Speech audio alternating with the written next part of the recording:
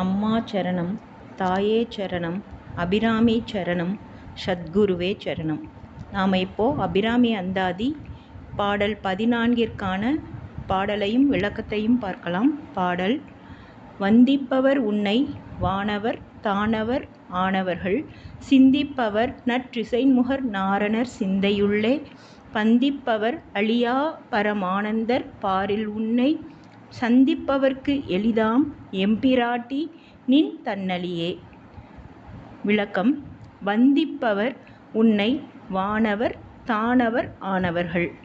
வந்திப்பவர் அப்படின்னா உடலால் வணங்குபவர்கள், வானவர்னா தேவர்கள், தானவர் அப்படின்னா அசுரர்கள், ஆனவர்கள் அப்படின்னா ஆகியவர்கள் அப்படிங்கிறது பொருள். உன்னை தவிர பிற தெய்வங்களை மனதாலும் வணங்க மாட்டேன் என்ற தனது திட விசுவாசத்தை தெரிவித்தார். கடல் அமுதை உண்டவன் காடி கஞ்சியை விரும்ப மாட்டான். அதுபோல சர்வ வல்லமை பெற்ற அம்பாளை அடைந்த அபிராமி பட்டர் பிற தெய்வங்களை மனதால் கூட வணங்கவில்லை என்கிறார். இப்படி அபிராமி பட்டர் கூற காரணம், அம்பாளை எல்லா தெய்வங்களும் வழிபடுகின்றன. தெய்வங்களால் வழிபடப்படும் தெய்வம் அம்பாள். அம்பாளை பிரம்மாதி தேவர்கள் வழிபடுகின்றனர் என்பதை அனைத்து நூல்களும் கூறுகின்றன. விஷ்ணு பிரம்ம சுரேந்திர சேவித பதாம் என்பது மீனாட்சி பஞ்சரத்னம். ஹரி பிரம்மேந்திர சேவிதா என லலிதா சகஸ்ரநாமம் கூறுகிறது. முத்தேவரும் முத்தொழிலாற்றிடவே முன்னின்றருளும் முதல்வி சரணம் என லலிதா நவரத்ன மாலை கூறுகிறது. இத்தகைய அனைத்து தேவர்களாலும் வணங்கப்படுபவள் அம்பாள். அனைத்து அசுரர்களாலும் வணங்கப்படுகிறாள் அம்பாள். அரக்கர்கள் தெய்வத்தை பழிப்பவர்கள். தற்காலத்தில் கடவுள் மறுப்பு கொள்கை கடவுள் கண்ணுக்கு தெரியாததால் கூறப்படுவது. ஆனால் அசுரர்கள் தெய்வத்தை நோக்கி கடும் தவம் செய்து வரம் பெற்று எதிர்த்தார்கள். தேவர்களும் அசுரர்களும் பூவுலகில் மானுடராக பிறந்து நற்செயல்கள் செய்து அதனால் தேவர்களாகவும், தீய செயல்கள் செய்து அதனால் அசுரர்களாகவும் ஆனவர்கள் என்பதை வானவர் ஆனவர்கள் தானவர் ஆனவர்கள் என்று கூறுகிறார். இவ்வுலகில் மானுடராய் பிறந்துள்ள எவரும் நற்செயல்கள் செய்தால் தேவர்களாகவும், தீச்செயல்கள் செய்தால் அசுரர்களாகவும் ஆவார்கள் என இதன் மூலம் சுட்டி காட்டுகிறார் அபிராமி பட்டர். வானவர்கள் உடலால் மட்டும் வணங்குவதால் வந்திப்பவர் என்றார். பூஜையில் சரியை, கிரியை, யோகம், ஞானம் என 4 வகை உண்டு. சரீரத்தால் மட்டும் வணங்குவது சரியை. இது காரணமுடையது. எப்படி ஒரு பெரிய அதிகாரியை அவருக்கு கீழே வேலை பார்க்கும் ஊழியர்கள் வணங்குவது அன்பினால் அன்று, தனது வேலை நிலைத்திருக்கவே ஆகும். அதுபோல தேவர்களும் தங்களை அசுரர்களிடமிருந்து காப்பாற்றிக் கொள்ளவே அம்பிகையின் அருள் வேண்டி உடலால் மட்டும் வணங்குகின்றனர் என்கிறார். அதுபோல் தானவர்களும், அதாவது அரக்கர்களும் அம்பிகையை வணங்க காரணம் அவளிடமிருந்து அளவிலாத ஆற்றல்களை அடையவே ஆகும். அரக்கர்களுக்கு ஆற்றல் தந்தால் அடாது செய்வர் என்பது தெய்வம் அறியும். ஆயினும் அவர்கள் செய்த தவத்திற்கு பயனாக ஆற்றலை தந்து அடாது செய்தபோது வரம் தந்த தெய்வமே அந்த ஆற்றலை வற்றச் செய்யும் என்பதே புராணங்கள் கூறும் உண்மை. பணம் தந்தால் பண்டம் கிடைக்கும் என்பது போல தெய்வ வழிபாடு என்பது எப்பேற்பட்டவர்களுக்கும் பயன் தரும் என்பதை கூறுகிறார். வந்தடி போற்றுவார் வானவர் தானவர் என திருமூலர் திருமந்திரத்தில் கூறுகிறார்.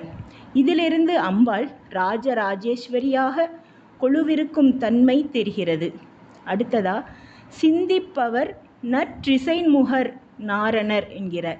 இங்கே சிந்திப்பவர் எப்படின்னா தியானம் அப்படிங்கிறது பொருள். நற்றிசைமுகர் அப்படின்னா பிரம்மாவை கூறுகிறார். பிரம்மர் 4 திசைகளிலும் முகத்தை கொண்டவர் ஆகையால் நற்றிசைமுகர் என்கிறார். நாரணர் அப்படிங்கிறது பெருமாள். எம்பிராட்டி சிங்காசனத்தில் ராஜராஜேஸ்வரியாக அமர்ந்திருக்கும் வேளையில் தனித்தனியே அதிகாரிகளை சந்தித்து பேச அறை உண்டு. ஒரு அறையில் உலகை படைக்கும் பிரம்மன் கண்மூடி தியானத்தில் உள்ளார். தனது படைப்பு தொழில் சிறப்புற நடைபெற வேண்டும் என தியானித்து இருப்பதாக கூறுகிறார். இவர் மனதில் தியானம் செய்வதால் சிந்திப்பவர் என கூறுகிறார். அடுத்தபடியாக நாரணர் பிரம்மனுக்கு முன் அறையில் தியானத்தில் உள்ளார். இவர் தனது காப்பு தொழில் சிறப்புற நடைபெற வேண்டி தியானிக்கிறார். இவர்கள் இருவரும் செய்யும் வழிபாடு மன வழிபாடு. வந்தித்தலை விட சிந்தித்தல் சிறந்தது. வந்தித்தல் எளிது, சிந்தித்தல் அப்படின்னா அது தியானம் சற்று கடினம். தியானம் தினம் தினம் செய்தால் கைகூடும். புதிதாக ஒரு வீட்டை ஒரே நாளில் கட்டிவிட முடியாது. பல நாள் உழைப்பிற்கு பின்புதான் முழு வீடு அமையும். அதுபோல தினம் தினம் செய்து பழகின் தியானம் கைகூடும். ஒரு முதலாளியால் நியமிக்கப்பட்ட கணக்கு பிள்ளை சம்பளம் போடுகிறார். முதலாளி தந்த பணத்தை சம்பளம் போடுவது போல அன்னையின் அருள் என்னும் பெரும் செல்வத்தை பெற்று அதன் வலிமையினால் பிரம்மா விஷ்ணுக்கள் படைத்தல் காத்தல் தொழிலை செய்கின்றனர். இதனை லலிதா சகஸ்ரநாமம் ஹரி பிரம்மேந்திர சேவிதா என கூறுகிறது. விஷ்ணு பிரம்ம சுரேந்திர சேவித பதாம் என ஸ்ரீ மீனாட்சி பஞ்சரத்னமும் ஹரி பிரம்மேந்திர சேவிதா என லலிதா திரிசதியும் கூறுகிறது. வந்திக்கும் வானவர்களை விட சிந்திக்கும் அயனும் அறியும் அம்பிகையின் அருளுக்கு நெருங்கின பாத்திரமானவர்கள் என தெரிவிக்கிறார். அடுத்ததா சிந்தையுள்ளே பந்திப்பவர் அழியா பரமானந்தர். சிந்தையுள்ளே அப்படின்னா சித்தத்தில், பந்திப்பவர் அப்படின்னா பிணைப்பவர், அழியா பரமானந்தர் அப்படிங்கிறது சிவபெருமானை குறிப்பிடுகிறார். பந்தித்தல் கட்டுப்படுதல் எனவும் பொருள்படும். வந்தித்த வானவர்களை விட சிந்தித்த நற்றிசைமுகர் நாரணரை விட பந்திக்கும் சிவபெருமான் அம்பிகைக்கு மிகவும் நெருக்கமானவர். காரணம், கணவன் என்ற உரிமை பெற்றவர். தட்சிணாமூர்த்தியாக யோகத்தாலும் கணவனாக போகத்தாலும் இருப்பவர். யோகமூர்த்தியை போகமூர்த்தியாக செய்தது அம்பிகையின் ஒப்பற்ற பெருமை. யோகிகளுக்கெல்லாம் யோகியாய் விளங்கும் பரமேஸ்வரன் அம்பிகையை மனதுள் பந்தித்தார் என கூறுகிறார்.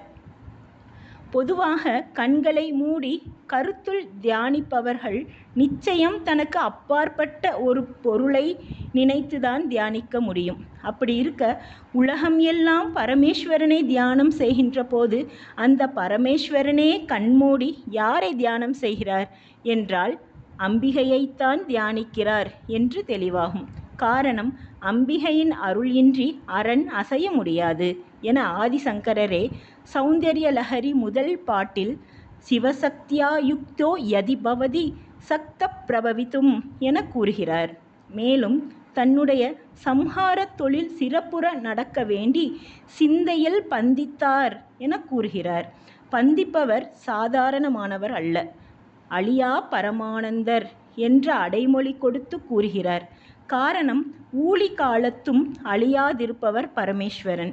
மேலும் அவர்கள் இரு வடிகளில் தியானிப்பதை ஒரே வடிவமாக, அதாவது அர்த்த நாரீஸ்வரராக தியானிப்பதே சிறந்தது.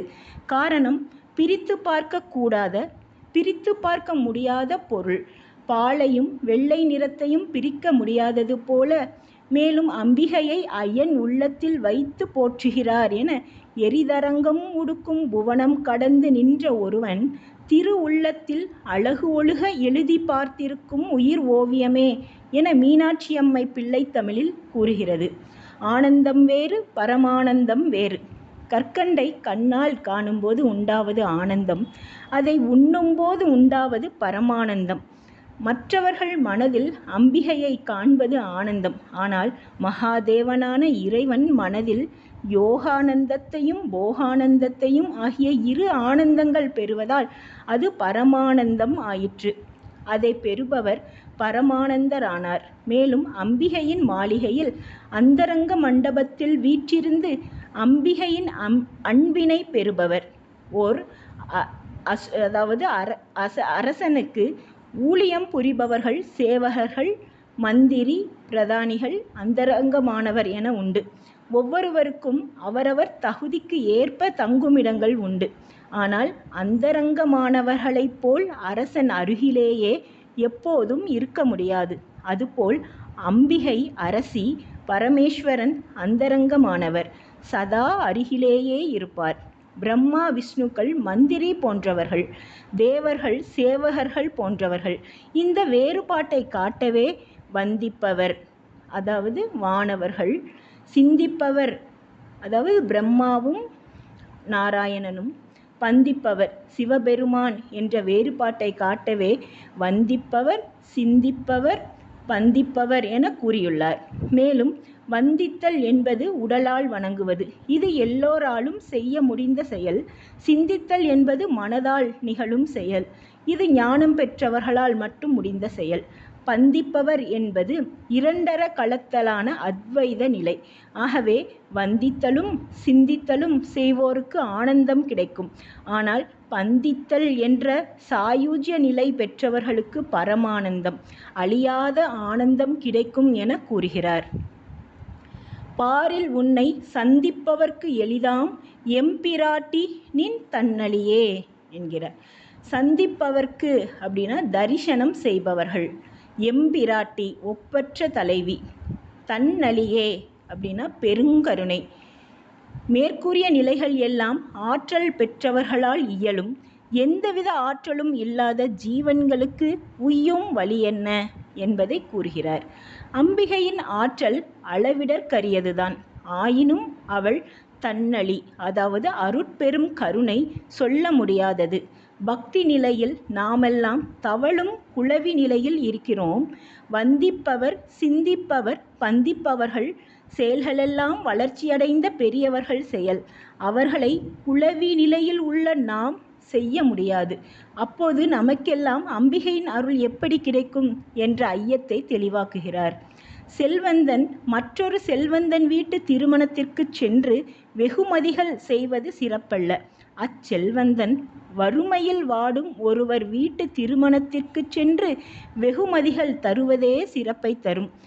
அதாவது கண்ணன் தூது சென்றபோது துரியோதனன் வீட்டில் விருந்து உண்ணாமல் விதுரன் தந்த கனிகளை உண்டதுதான் அவனுக்கு பெருமையை தேடித்தந்தது. குசேலனுடன் நட்பு பூண்டது இன்னும் பெருமை தேடித்தந்தது. இறைவனிடம் அருள் உண்டு.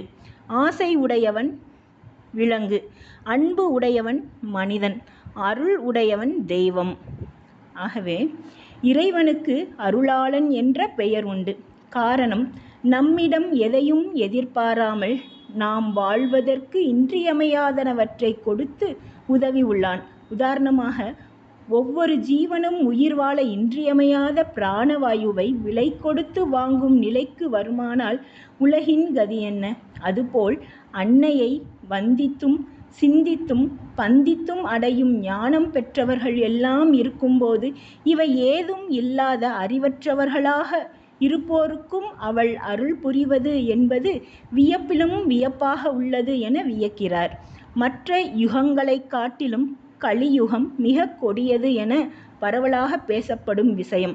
ஆனால் மாணிக்கவாசக பெருந்தகை அப்படி கூறாமல், கடவுள் அருள் பெற கலியுகத்தைப் போல சுலபமான யுகம் இல்லை என்கிறார். எந்தவித நற்காரியங்கள் செய்ய முயன்றாலும் செய்ய முடியாத கலியுகத்தில் அம்பிகையை தரிசித்து எளிதாக அவள் அருளுக்கு பாத்திரமாகும்படி திவ்யமங்கள விக்கிரக வடிவில் எழுந்தருளி இருப்பது ஜீவன்களிடம் அவள் காட்டுகின்ற எழில்வழிந்த வான்கருணை என கூறுகிறார். பூவுலகில் அவளது அடியவர்கள் தரிசித்த மாத்திரத்தில் அவள் அருளை பெறுகின்றனர். கும்பிடப் போன தெய்வம் குறுக்கே வந்தது என்ற பழமொழி இச்செயலுக்கு பொருந்தும். அடியார்கள் எவரும் வேறு உலகங்களுக்கு சென்று தவம் இயற்றியதாக வரலாறு இல்லை. ஆனால் அம்பிகையை தரிசிக்கச் சென்று தரிசிக்காது திரும்பினவர்கள் இருக்கவே முடியாது. நாம் செல்லும் நேரம் திரை போட்டிருந்தாலும் சிறிது காத்திருப்பின் நிச்சயம் தரிசிக்க முடியும். அரசனை நாம் தேடி செல்ல வேண்டும். ஆனால் அம்பாள் நம்மளை காண நம் இல்லம் தேடி ஓடோடி வருகிறாள் என்கிறார். மேலும் கல்லாத நிர்மூடர்களுக்கும் கருணை மழை பொழிபவள் என்பதை மகாகவி காளிதாசன் சரிதம் சான்று. அர்த்தமசாம பிரசாதம் உண்ட ஊமையை காஞ்சி முகக்கவி ஆக்கினவள். கம்பங்கொள்ளையை காத்த கம்பரை கவி சக்கரவர்த்தி ஆக்கினவள். அபிராமி பட்டருக்காக அம்மாவாசை திதியை பௌர்ணமி ஆக்கினாள். அபிராமி பட்டருக்காக திதியை மாற்றிய அபிராமி நாம் அன்புடன் வழிபட்டால் நமது விதியை மாற்றுவாள் என்பதில் எள்ளளவும் ஐயமில்லை. அம்பாளது கடாட்சத்திற்கு ஆட்பட்டவர்கள் சகல புண்ணிய சேத்திரத்தில் நீராடின பாக்கியம் பெற்றவர்கள். புவியில் அம்பாளை தரிசித்து ஆராதித்தவர்களை தேவலோகத்தில் வானவர்கள் உபசரிப்பார்கள் என்றும், அம்பாளை உள்ளம் உருகி ஆராதிக்கும் பக்தர்களுக்கு கலை செல்வம் வேண்டுமளவும் தந்து இறுதியில் தனது உயர் வீட்டையும் அருள்கிறாள் என அகஸ்திய முனிவர் தெரிவிக்கிறார். கலியில் அவளது தரிசனம் கிடைப்பது மிக எளிது என்பதை சந்திப்பவர் என்ற சொல் மூலம் உணர்த்துகிறார். கடுமையான முயற்சிகள் ஏதும் செய்யாது தற்செயலாக நிகழ்வதற்கு சந்தித்தல் என பொருள். நாம் விரும்பி போகவில்லை, தற்செயலாக சந்தித்தேன் என்பதன் மூலம் உணரலாம். அப்படி நிகழ்வதுதான் உற்சவ காலத்தில் இறைவன் வீதி உலா வருவது. விரும்பினவர்கள் விரும்பாதவர் அனைவருக்கும் காட்சி தந்து அருள் பொருகிறாள். மேலும் அம்பாள் அருள் பெற எந்த தகுதியும் வேண்டாம், பக்தி ஒன்றே போதும்.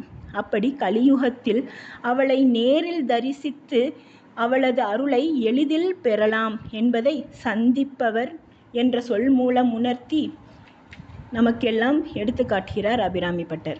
அதாவது உடலால் வணங்கப்படும் தேவர்கள், அதாவது தியானம் செய்து வழிபடும், அதாவது பெருமாள், பிரம்மன் ஆகியவர்களை விட பந்திப்பவர் சிவபெருமான். அவர்களை விட கலியுகத்தில் எளிதாக அவளை நேரில் தரிசித்து அருளை பெறலாம் என கூறி முடிக்கிறார் இப்பாடலை. நன்றி.